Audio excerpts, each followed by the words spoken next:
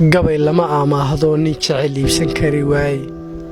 waa dareen ilaahay wato sheega arrin weyn aan bilaabo caawo kale oo ku tabiyaaya timahaagan adimada tagaaraxda sii dhaafay sunniyahan iswada haystee inta laga waayay indhahaaga nuuriyo sankaa loo qorqoray aadka waa aqoonsi dumarta ugu bilan lagu asteeyaaya kolkaad suuqa aadee waddada aad yar soconayso eed aagga wada nuurisee wada udgoonayso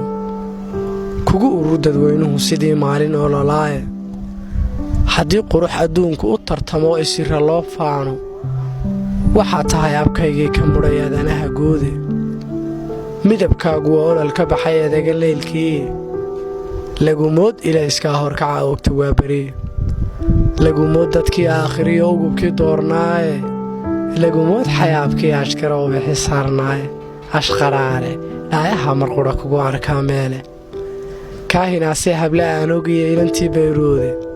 asaagaa markaad soo gashay oo dajabiyaane markaad eray tidhaahday furmaandhagaha awdnaaye aqoontii wacnayday khalqigu wuu ku aaminaye gob eedaabu dhalato bulshadu eegataa tahay ixtiraamka kaa baray qof adeerad ku dhaaftaa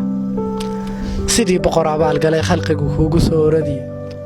quruxda awood lehe curyaanaha wadaa socoye istareexa adigaa wootiyo jawiga kuu eege waxaa tahay abuur gaaro oo eebbaheen qoray milatari islaynaya oo ura kicinaya haddii aad ag marilayd mid quriha kama rideene ajal go'ay sabaabaaqanlayd imashadaada wakhtiyada abaaraha haddaad oosha yara gaadho